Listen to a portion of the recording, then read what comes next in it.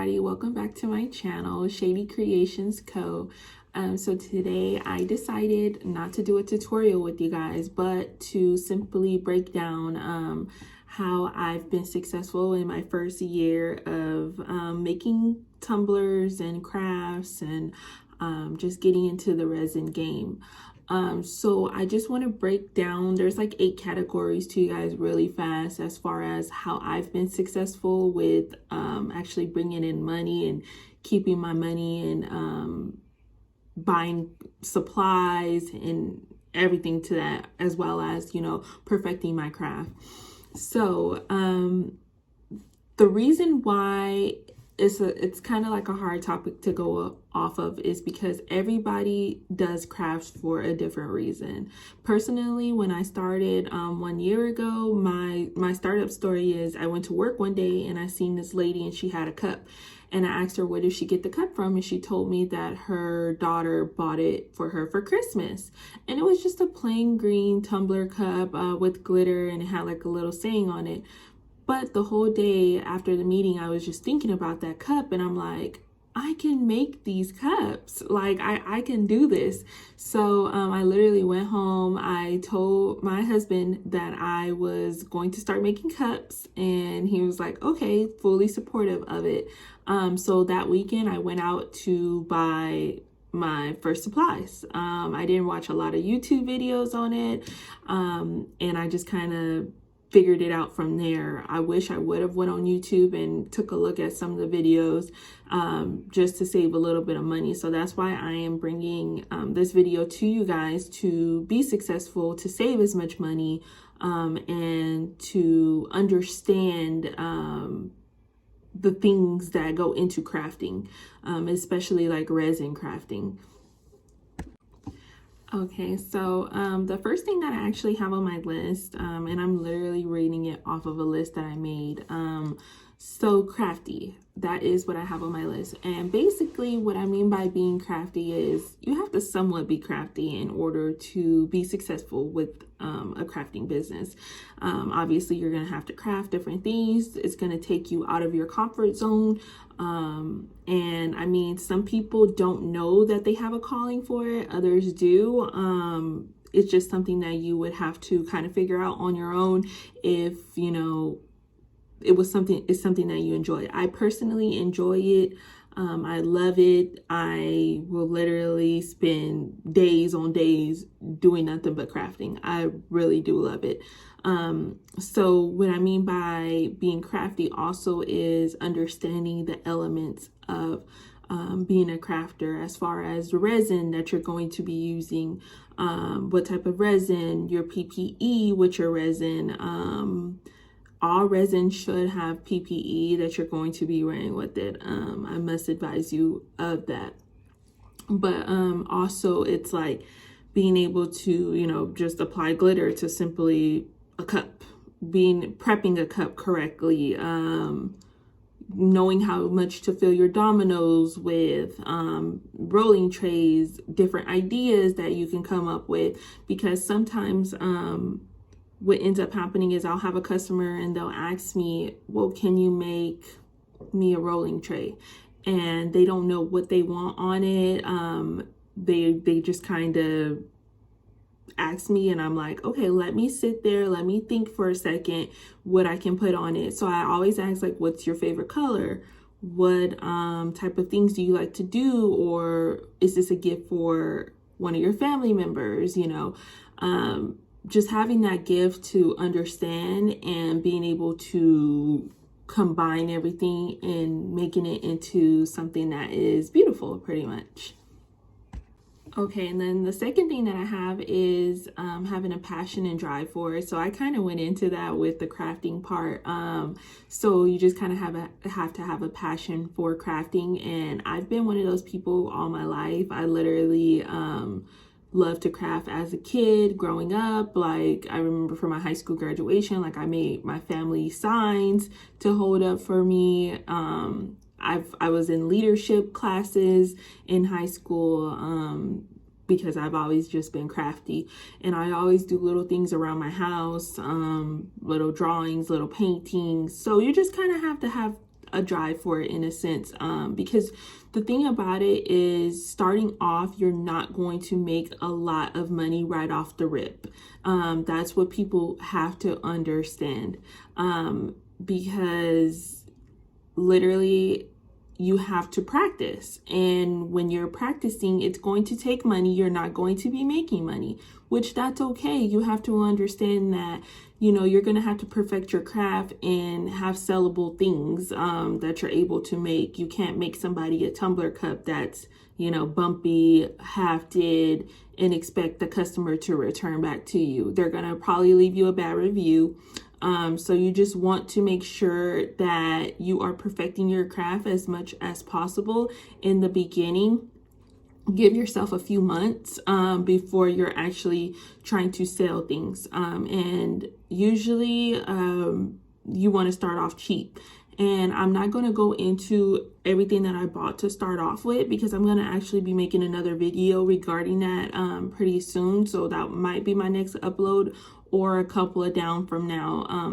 But I literally started off, I'm just going to say, for less than $100, honestly. So, I mean, hey, I'm very cheap. Okay. And that's another topic that I have that I'm going to be bringing up after this third one. And the third one that I have is organization. And what I mean by organization is, you want to be as organized as possible, of course, with your crafts, and keep order of everything, but you also want to be organized as far as being able to know where your money is going, how much money you're bringing in per month, keeping up with your orders, also being organized as far as crafting wise. How many cups do I have in stock? What do I need in stock? What type of glitters do I have? Oh, do I have every color shade of pink glitter? You know, just for example, you have a customer that's asking you for a yellow and green cup. Do you have the yellow and greens that the customer is looking for right off the rip? Or are you going to have to order them? And how long is the ordering going to take? How long do you need to tell the customer that they need to wait on their cup? And just being real upfront with the customer, because honestly, it's okay. People think that the faster that they get it done, the better that it is. But honestly, I've had customers where they wanted something and I didn't have it in stock. And I simply explained to them that I don't have it in stock. I'm going to have to order it, especially for like a customized glitter that they wanted. And it's going to take however long on top of me making it. But I'll let them know once it becomes available, and once it ships, it becomes available, and I'm able to start on their crafts. I'll keep them updated. And another thing that goes under organization is being able to tell the customer step by step of what you are doing to their craft. So basically, if you're going to be making a cup, hey, I'm going to be prepping your cup on this day, and I'm also going to be glittering it. Once you glitter it, send them a picture of it. Okay, this is the glitter that I applied to the cup. Get their approval, make sure, because you do not want to be wasting materials, pretty much. So get their approval, move on to the next step, epoxy. Then you're going to, you know, apply decals or whatever, take another picture. You just want to be organized with that so that you are not wasting your time as well as the customer's time. And then number 4 that I have on my list is being cheap. Okay.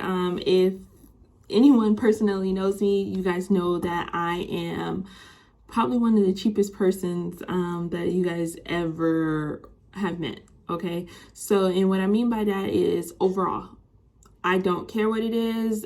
If I can get it at a discount, that's what I'm fishing for.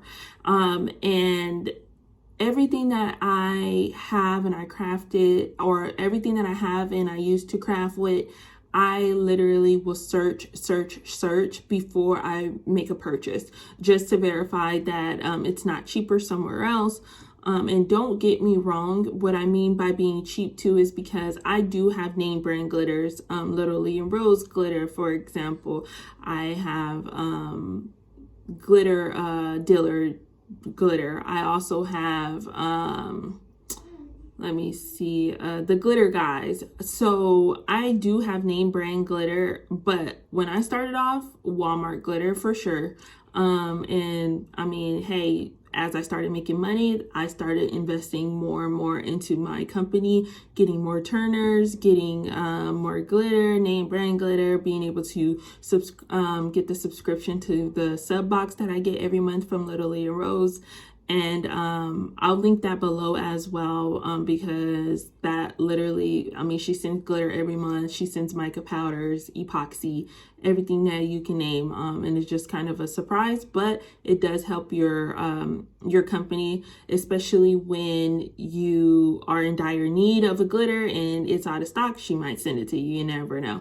So just being cheap pretty much is, I mean, hey, if you're going to be mixing mica powders and you know that you only have 2 mLs, that you only need 2 mLs of mica powder mixed with epoxy, you want to break that popsicle stick up into half, because then you can use it on something else. It's literally being that cheap. Hey, I don't judge for being cheap or at the end of the day, because I feel like my work is beautiful. Nobody's work is perfect, but I feel like my work is beautiful, and being cheap has brought me this far.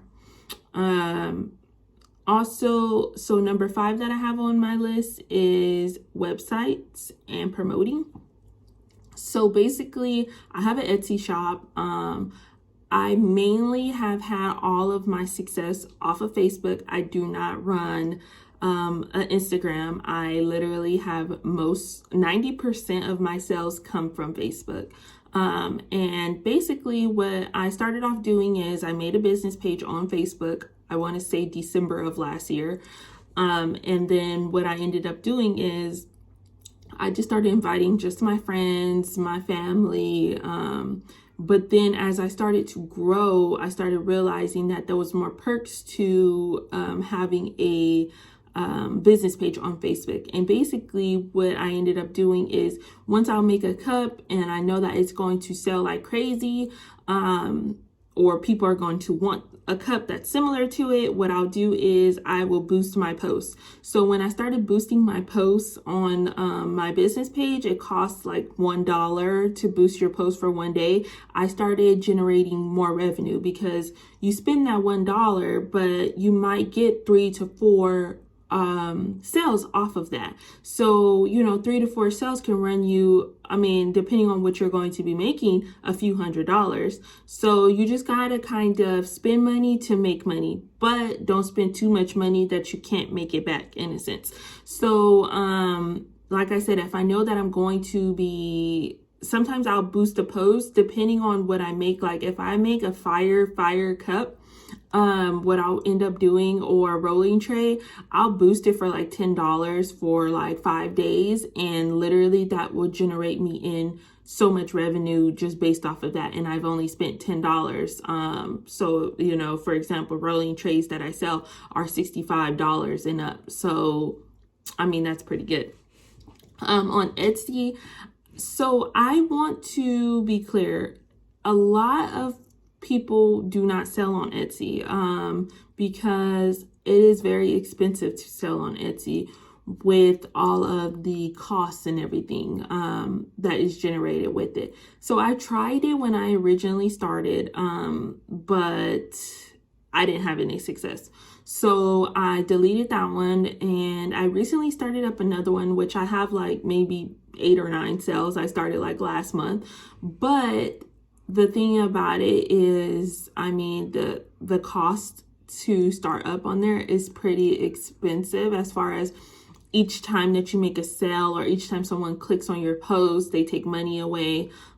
So you just want to be smart with that and make sure that you're actually making money off of that before you put all of your posts on there, before you want to look into the hidden costs behind it. Let me see, what else do I have? Oh, and then also you want to set yourself goals. And what I mean by that is, for example, when I first started off, my goal, okay, I want to make 2 sales this month. And then as I started to grow and grow and grow, I would tell my husband all the time, like, I want to make, I would see these girls on Facebook all the time, and they would be like, oh, I have a 20 cup order, and I'm like, man, I really want that. So I remember May of this year, we're at the end of the year. I was like, man, I really want that. And I'm like, that's my goal for this month. And I kid you not, someone from one of my customers, they ended up ordering 11 cups. So I was like, that was my first kind of bulk order by one customer, but it worked out really good. And I made a lot of revenue that month. But just set yourself goals. I want to make 15 cups this month. Okay, so what is it going to take to make 15 cups this month? And how are you going to sell these 15 cups? Are you going to promote them on Facebook? Are you going to sell them at a craft show? Are they going to sell? You want to see which cups are really hot at the moment and be able to make those cups and be successful with those cups, because it's no point to make a cup if it's just going to be sitting there, or you're going to have to strip it eventually. So you just want to make sure that you are making good moves as far as the cups that you are making, so you're not wasting your time, the customer's time, and just wasting your money, and that goes back to organization. Like I said, you want to make sure you know where all of your revenue is going, and what's going out, what's coming in. So I believe that you should start a separate account and basically have everything that is linked, as far as like your Etsy shop, your Facebook, if you have Facebook Pay, if you have PayPal, Cash App, however you decide to take your payments, you want to make sure that it's linked to your bank account, so that you are never going into, after your original first payments that you're going to be taking out, basically to buy your first set of materials, you should never be going back in there into your regular account, taking from the funds of your regular account, or however you do, putting them into your business. You want to make sure that everything is coming from one account and everything is leaving from one account. Yeah, like I said, I have number 8, and it's have fun. You want to make sure that it's fun. One thing that my husband told me is, basically, if you're doing it for the money, you shouldn't do it at all. And I really believe that at the end of the day, you want to make sure that you're having fun with it, but you want to make sure that you're not going broke with it at the same time. So I have fun and I sell and I am successful. And everybody determines their success from different things. My success is to have fun with it, and bargain shop and see how much money I can make off of it, and just pretty much have fun, like I keep saying. But if there ever comes a time when I am just simply doing it for the money and I'm stressed out about it, I don't know if I would be having fun with it, honestly, because it's not a job for me. It's something that I've decided to do. I do have a regular career. I work a 9 to 5. I am a mom and I am a wife. And I'm also in school. So I am very busy, but I make time for it because I love to craft, and this is something that I love to do. And I've been going strong for a year, and I've seen the revenue that it has brought in. So I just want to say, everyone who is watching this video and who is just now starting off with their craft business, everybody who's just starting off with their craft business, good luck to you, and you're going to make it through. Practice, practice, practice, and you guys will be successful. And you determine your own success. Don't let anybody else determine what your success is. At the end of the day, the stars are the limit. So just keep shooting, keep shooting, keep shooting. Thank you guys for watching.